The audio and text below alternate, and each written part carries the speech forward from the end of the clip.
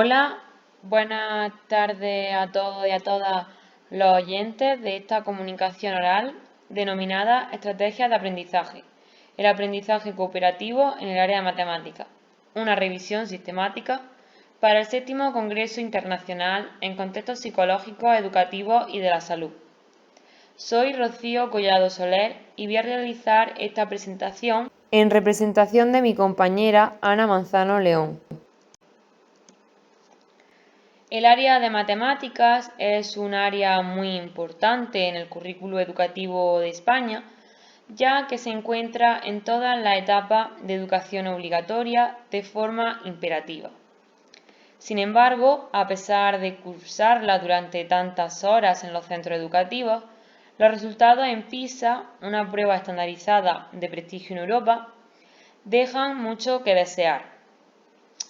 Desde el año 2003 hasta la actualidad no ha habido prueba en la que igualemos, ni mucho menos superemos, la media de la OCDE. En los últimos resultados, en 2018, España quedó 8 puntos por debajo de dicha media. Todo esto plantea la necesidad de emplear estrategias de aprendizaje que favorezcan el aprendizaje de los contenidos matemáticos. Como estrategia de aprendizaje podemos entender al conjunto de habilidades que utilizamos de forma intencional para conseguir aprender de forma significativa una serie de conocimientos. Es decir, una serie de habilidades que las personas tenemos y queremos usar con un objetivo concreto.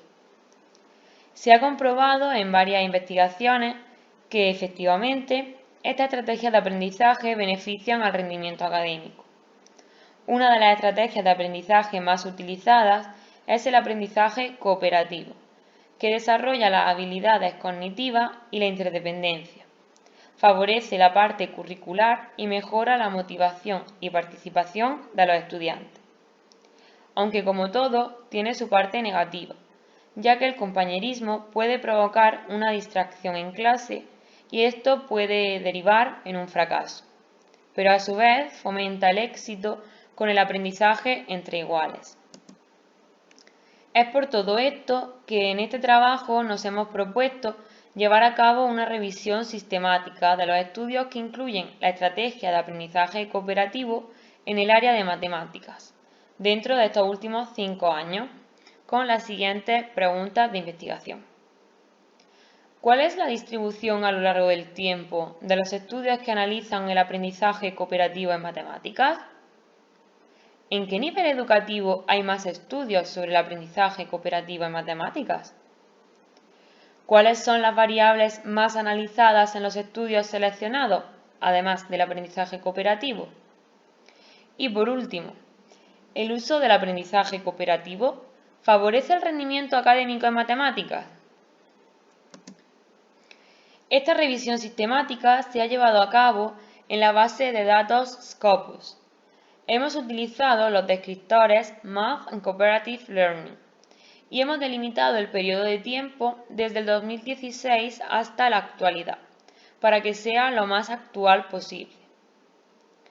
En un primer filtro hemos tenido en cuenta que fueran artículos de revistas especializadas, rechazando otro tipo de publicaciones y que estuvieran escritas en español o en inglés. Basándonos en el título, resumen y palabras clave, hemos podido reducir el número de publicaciones a 100. Después hemos utilizado el resto de criterios de exclusión para al final quedarnos con 14. Hemos excluido aquellos artículos en los que no se trabajaran contenidos específicos de matemáticas, los que no eran una investigación experimental o cuasi experimental, en los que no se usa el aprendizaje cooperativo como variable principal de estudio, y aquellos a los que no teníamos acceso, que eran de pago. Los resultados los hemos enfocado en resolver las preguntas de investigación que habíamos planteado y que ya anteriormente hemos nombrado. Para responder a la primera y segunda pregunta, podemos fijarnos en esta figura. Como podemos ver, en 2016 no hemos encontrado ningún estudio relevante sobre el aprendizaje cooperativo, siendo el 2020 el año con mayor número de estudios sobre dicho aprendizaje de las publicaciones seleccionadas. Por ello, se considera que el aprendizaje cooperativo es una estrategia de actual interés para la comunidad científica y educativa. También podemos observar que la etapa educativa en la que más estudios hay es educación primaria, seguida de educación secundaria. Por su parte, educación infantil ha sido la menos estudiada. La tercera pregunta de investigación se responde con esta tabla. Podemos ver que la variable que más se repite es la del rendimiento académico o logro, con un 28%, seguida de las competencias tanto matemáticas como lingüísticas y de las actitudes hacia la materia. Además, el 100% de los resultados de los estudios elegidos son positivos en las variables estudiadas en relación al aprendizaje cooperativo. Esto quiere decir que este tipo de estrategia de aprendizaje favorece las variables estudiadas. La cuarta pregunta tiene una respuesta muy clara. Sí, el aprendizaje cooperativo favorece el rendimiento académico en matemáticas. La mitad de las publicaciones seleccionadas estudian esta variable y en todas ellas se encuentran diferencias significativas, incluso por encima de otras metodologías.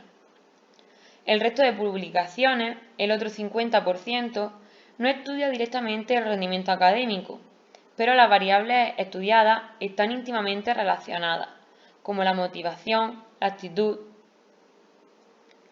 Como conclusión, podemos decir que el aprendizaje cooperativo favorece las actitudes hacia las matemáticas, como la motivación, la participación, la comunicación, la independencia, y a su vez la motivación es un factor clave en el rendimiento académico.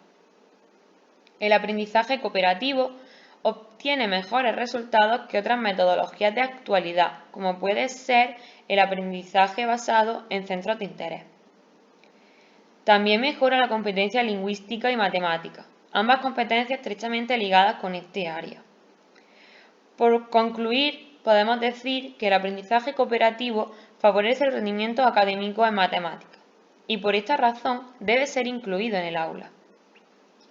Las limitaciones que nos hemos encontrado han sido básicamente el idioma elegido, ya que hemos rechazado publicaciones escritas en idiomas diferentes al español o inglés, incluso aunque su resumen estuviera en dicho idioma. Y otra limitación es el tipo de publicación, ya que hemos descartado tesis doctorales y otros estudios que podían haber sido incluidos.